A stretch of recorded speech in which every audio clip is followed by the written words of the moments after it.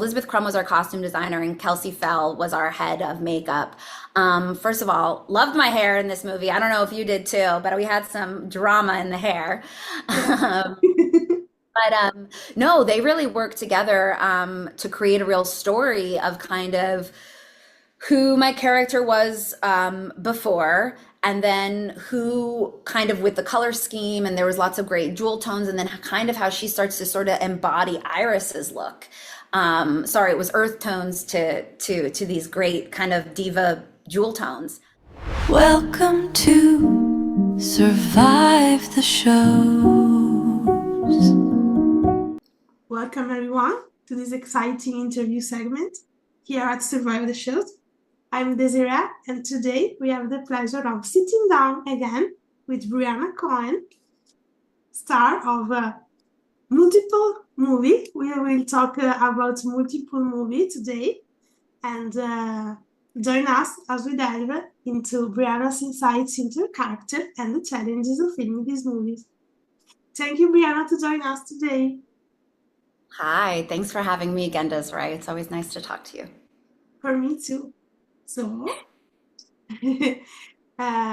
we can begin with the One Lifetime movie that premiered more or less 2 weeks ago, A Home to Die For. And what first drew you to the script of A Home to Die For, and what was your initial reaction to your character's arc? Oh, good question. So first originally, this film was a big deal for me because it was my first film that I did in Europe. And so that was really exciting. And Richard invited me on with Alonso as DP. And I have now worked with them a few times.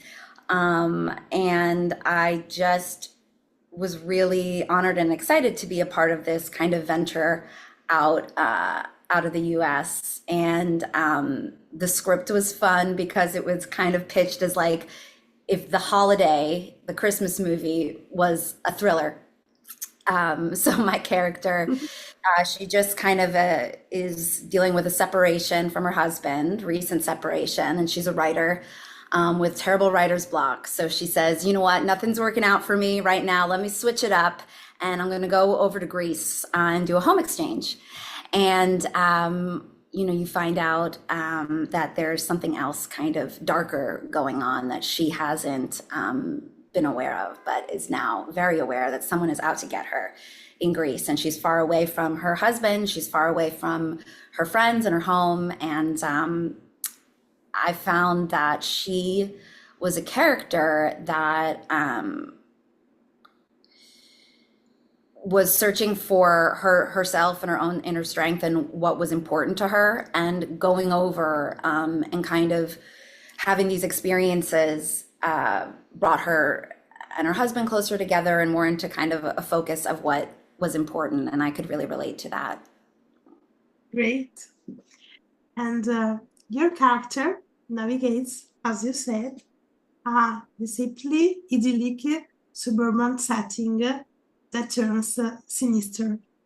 How did you prepare to portray that gradual shift from comfort to terror? Well, it wasn't hard with Peru holding a knife in front of me. It's funny, like you said, I've been in a fair amount of these fun Lifetime thrillers, and there's always a great, kind of climax tie-up scene or confrontation scene, and both these, Home to Die For and my boyfriend's wife is dead, are my two favorite ones. I mean, Peru and A Home to Die For, I'm kind of giving spoilers right now, but she ties me to a chair, and it's such a great scene. And I think we did it in one take, or at least my coverage, and it was just very real, and so that was really fun. I didn't have to prepare for that one. She's so great. Great. And the film hints on key moments of escalating suspense. Which sequence was the most physically or emotionally demanding to shoot, and why? In A Home to Die For? Yeah. Mm. You know, I really enjoyed, I'm thinking back. I really enjoyed a lot of my scenes with Vagelis, who plays Nico. We had a great rapport back and forth together, and there were so many different layers to those character dynamics, and so many different things that we did. And we had a lot of walk and talks that were emotional, and a lot of kind of things that I know that Alonso was trying to do for camera. So we had to try to, do the best job that we could. And he just made those things feel really easy, is what I'm trying to say when I worked with him. And so that was really fun. And I mean, it was just great filming in Greece. I mean, we got to film around, the Parthenon and the Acropolis, excuse me. And I was an art history major, and I had to take a bunch of classes, and I never got it. But once you're there in person, it's just so beautiful. And we went, and golden hour, Alonso was like, you guys gotta go, a golden hour CDP. And it was really special. So we got to film like a lot of stuff really off the cuff there, walking around. Richard was super psyched because at one time this dog, ran into the shot. And then, so we had that kind of natural sort of thing. And those are the kind of exciting film magic moments that make it really fun and exciting. You never know. That's amazing. And how did you approach building chemistry with your own screen spouse or partner? So the subsequence betrayals felt believable. That's a good question. You're asking me all the hard questions today. Oh my goodness. So, I mean, I'm not an acting teacher. I am still learning, and so I can't say that I am the be all end all of creating chemistry. Sometimes it's just there. And sometimes even people that you aren't necessarily like super close with off set, maybe someone that's not even like a close friend of yours, like you guys can come together and have amazing chemistry. So there's a certain like magic to it that I can't say I knew. I can't say that I know. I can say I created, but there's certain techniques when you try to connect with the person and you see them as somebody where you try to understand them and either their character or their person, understand maybe some of the traumas that they've gone through or their point of view of the situation. And if you really kind of try and connect and listen to your other character in your scene, which is, as a lot of people say, the building blocks of acting, you can kind of create chemistry. And sometimes it's there more than others, but Vagelis and I had no problem with that. We really liked working together. Great. And what research, if any, did you do into real-life domestic thriller cases to inform your performances? This is a question for this movie, but also for a lot of thriller you portray, yeah. Yeah, so I have to say that like I get really scared of all this true crime stuff. And it's really wild once you really learn about it. But now that I'm starting to actually write and produce some stuff and think about directing. And so I'm looking at a lot of the true crime headlines and these things that are just like so wild that happen, and it's chilling, really. And I guess sometimes, I mean, this is going to sound silly, but I try to connect to like the world of the character. And so for me, that feels like it's protected. I don't have to think about me, Brianna, in a world where this happens. It's I'm just trying to sympathize with them in the moment, and they're getting the information then too. So, I think you just try to really put yourself in the present moment. And especially, I mean, it's not hard because we work so fast on these movies. So you got to kind of be present anyway. Just know it well. Great. And are you into, I have to say, here in Italy, true crime podcast, true crime podcasts are really blows out. And I think in the US too, right? Oh yeah, it's huge, huge. Are you into them? I'm not. I get too Okay. scared. I know it's funny because I act in the movies that depict them, but I can't myself. It's hard. I was just talking to a friend of mine.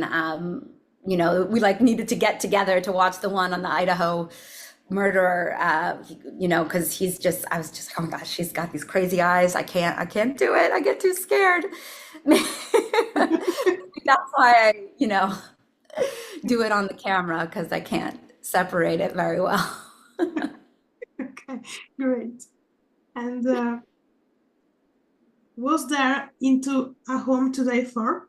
Was there an improvisational note or on-set adjustment you made that ended up in the final cut? And if yes, you can tell Ooh. about So that. that does happen a lot, which is cool.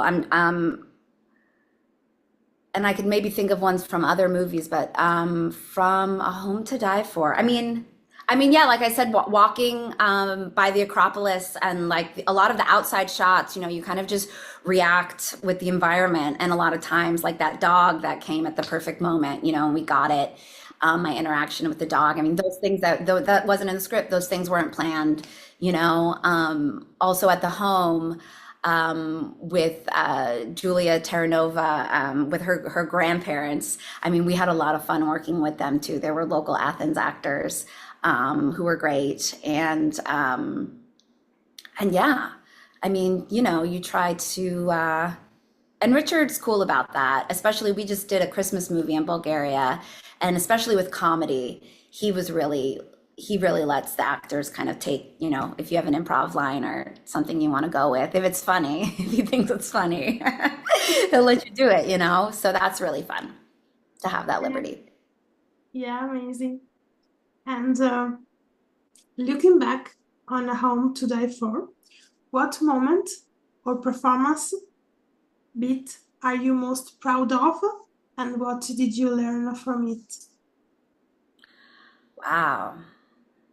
So for each movie, actually, I try to like pick a few different things, whether they're like emotional technique things or on-camera technique things or script analysis things to kind of focus on for each, movie. And I don't remember necessarily which one this one was for, but I kind of did a lot of my own falls and kind of stunts. And I think the tie-up scene was great. And something that was great, Johnny Ramey and I did my first movie with him back in 2021 in Oklahoma. So it was fun to reunite with him as husband and wife in this one. And yeah, I think that there was a few good scenes in there. I have to go back and watch. I have to go back and watch again, but and with Julia, we had some fun times too. Yeah, And the that's dinner great. scene. I like the date scene. The date scene with Oh, Miguel. It's a cute, he yeah, got dressed up and all that stuff. So yeah. great. So, change of subject. Sure. Oh, Um, last thing, I will say it because I don't know if you like this answer better, but for yeah, one of the older okay, questions, you were asking about like emotionally preparing. yeah, There's a scene at the door when Johnny Ramey's character, my husband, estranged husband, and I kind of meet. And sometimes you're like never satisfied with what you get. I try to move on, but I know that there was like kind of this balance of tension that we needed to have between like a lot of this unspoken silences and tension. And so we tried to really play a lot around with that scene. And that was maybe like the most kind of raw scene of that of our relationship in that movie. So it was nice then to at the end we made this like beautiful he made this like a path of candles and rose petals for me to take me home after my great success, and it was nice to kind of seal the story with them in a happy way. yeah, yeah, I agree. So, change of subject now, talking about your element movie, My Boyfriend's Wife is Dead. Great. And this movie premiered too 1 week and a half ago on Yeah. Element. Yeah. And This element film builds on a true crime framing. How did you knowing elements of the inspired by true elements story affect your character work? Oh, I didn't know. Don't put the, I didn't know the true story. I would have read it. I don't want to be a lazy actor, but there was a true story like this. I mean, I'm sure this happens all the Yeah. time. Yeah, but yeah, don't worry. You are not into true I can crime. make up an answer. I can make up an answer. Okay. I mean, playing a real character, it's always tricky, and sometimes, it's a great challenge to play something that has happened before, or someone, and you can never really, I mean, some people are really good at playing characters and things like that, but I think when you know that there's pressure, when you know that there's a real story, you really want to be able to do it justice, what these people went through, and kind of show the humanity of the story, and avenge them, do the best that you can. Yeah, it's really touching. And yeah, and your relationship with both the boyfriend and his presumed that spouse is at the film's emotional core. How did you navigate those two-sided dynamics? Yeah. So, funny, the first title for this was Thruple from Hell. That was like the working title. And it was so funny. But, I tried to, when I first got the script, I was like, oh, a thruple on Lifetime. Like, that's crazy. I haven't seen that. But it was obviously done very tastefully. And funny enough, Nicole Marie Sassini, she's one of my very good friends. And I think I booked it first, and I read when I did the audition first, and I was like, oh, Nicole would be great for this part. And we hadn't worked together since 2022 or three. We did Sisters on the Run, which was such an amazing experience for both of us. And that's where we met, and our friendship, blossomed. So it was really fun to kind of play around with that. And, we joked a lot about that. And she had a previous relationship. She had worked with Donnie a few days before on another project. So we just had a lot of fun. It was really great. I don't know if you, but I tried to treat it just as, my character did. She was open, she had lived her life in one way. And she just said, all bets, similar to A Home to Die For. It's like, these stories that we like on Lifetime are these women who are reinventing themselves, and these women who are taking chances and seeing, how can I learn more and experience more to like find out who I am and how I can be happy. And she, I guess, went to some extremes in this movie, and it didn't turn out too well. But she kind of said, why not have fun? You only live once. And I just tried to treat them like two separate relationships.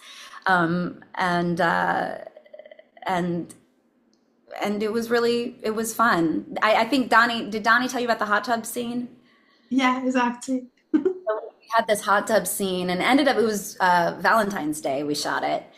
Ooh. And it was so cold. Yeah, it was in the middle of a blizzard, and so everybody had their warming gear on, and we had the hot tub, and so we had to get down in our skivvies, and it was like a kind of Valentine's Day party, our one sexy night together. So that was really fun, and I think we had a pizza party at the end, so made it worth it. That's great. We're the lucky ones. We got to be in the hot tub for a lot of it, so I'm proud of those scenes. They look really pretty, actually. Hernan's amazing. Yeah.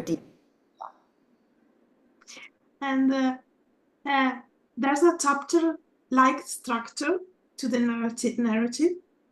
Which chapter was your favorite to shoot, and which challenged you most? Definitely, I loved kind of playing with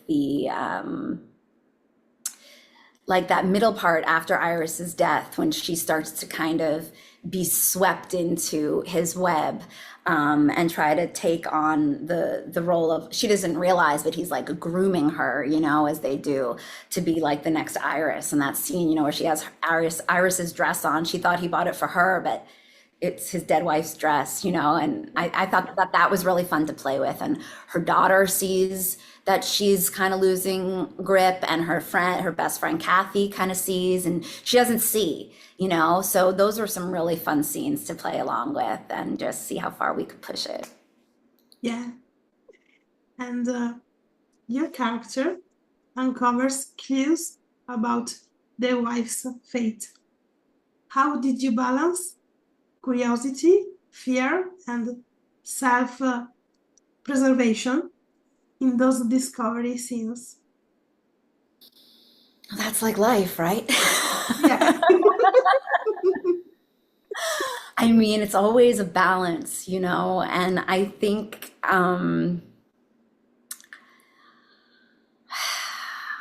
like I said, it's a mix of things, right? It's doing your prep work and your why. Why are these stakes, they tell you in your acting classes? Well, what do these stakes mean to this character? What's her, because, and then what's her her point of view is always awesome, very important as an actor. What's her point of view?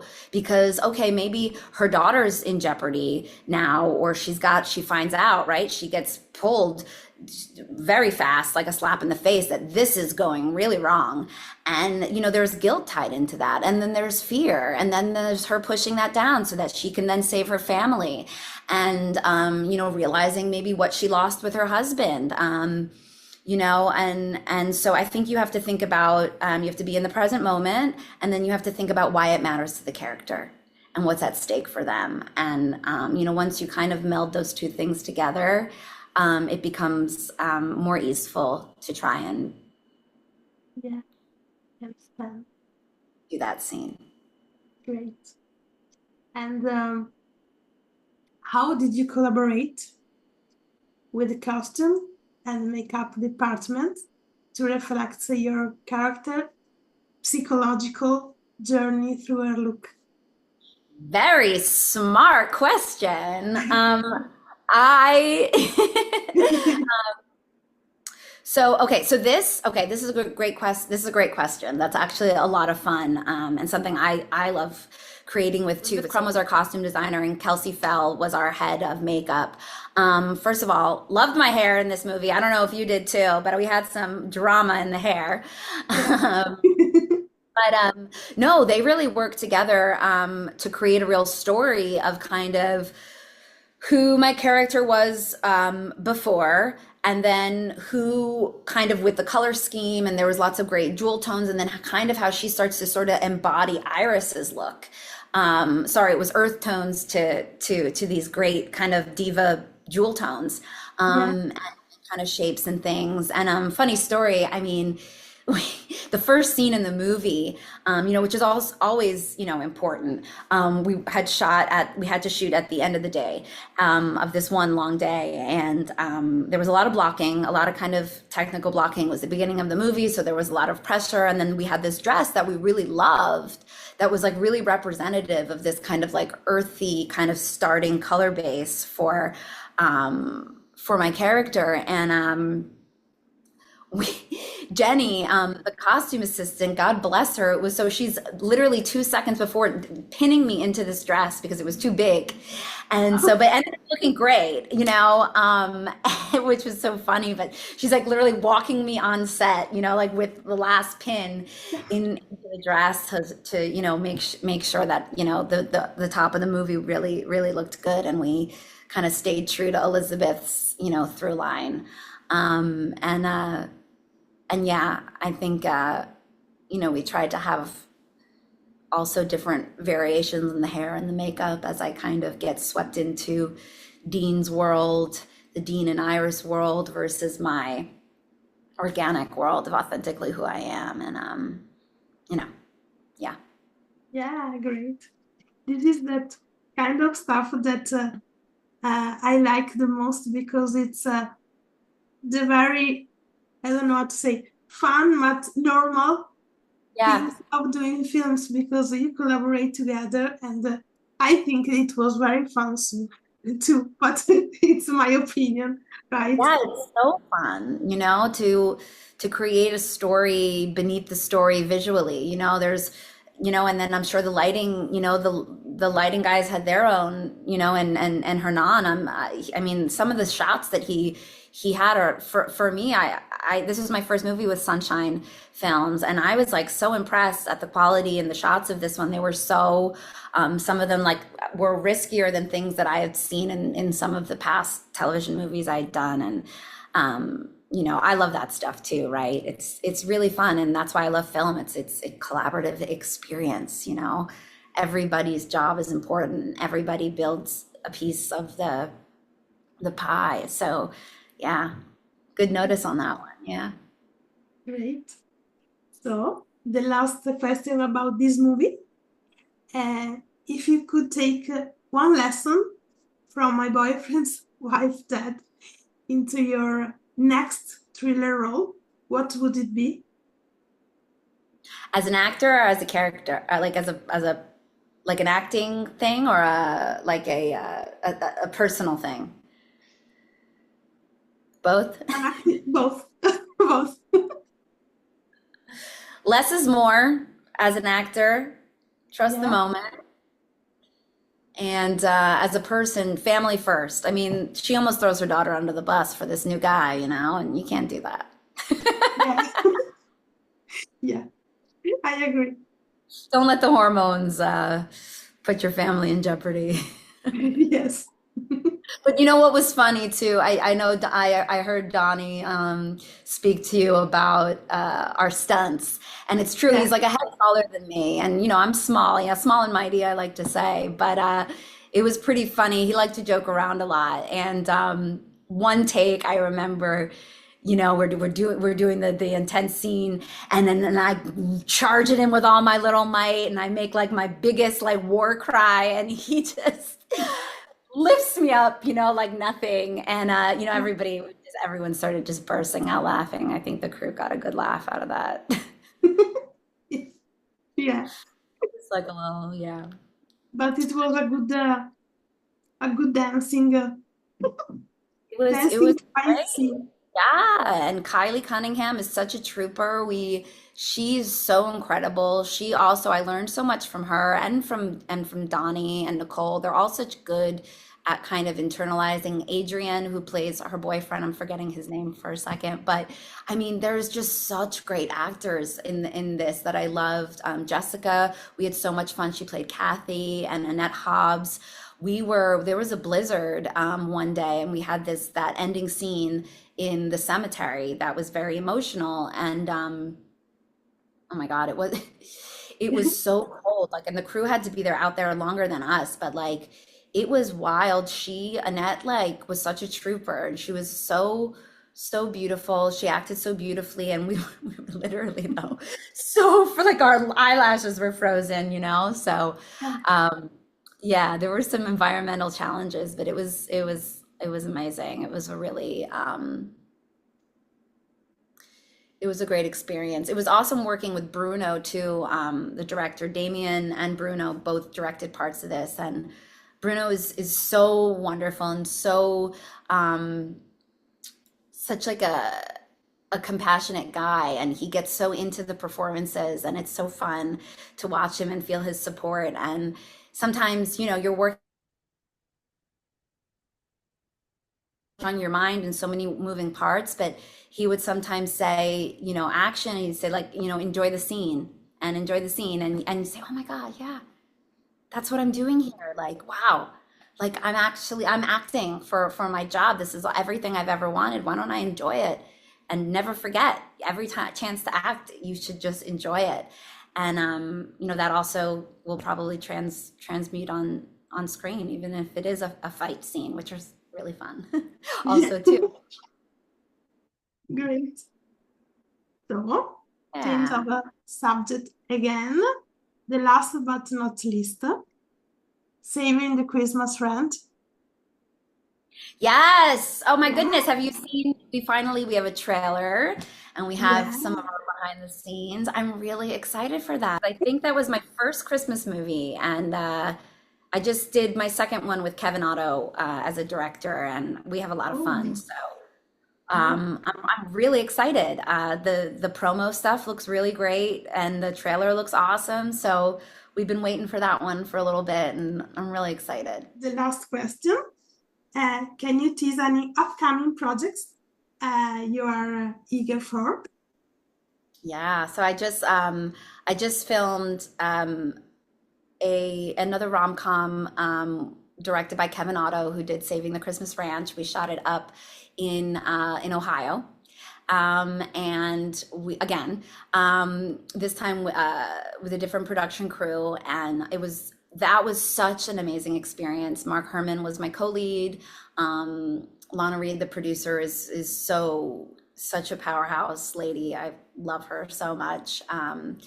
And I'm excited about that one. I get to play an ER doctor, so I got to do some great hospital work. And my mom's a nurse, so it was kind of special to be in scrubs, filming, looking just like her with a Diet Coke in hand. I sent a picture to my family. They all laughed. It's like, look, I'm mom. That's great. Yeah. So, this is it. Make sure, all of you, to coach A Home Today 4 and My Boyfriend's Wife is Dead on Lifetime platform. And thank you, Brianna, to join us today. Thank you so much. Have a good summer. It's really a pleasure. Thank you all for watching. Bye.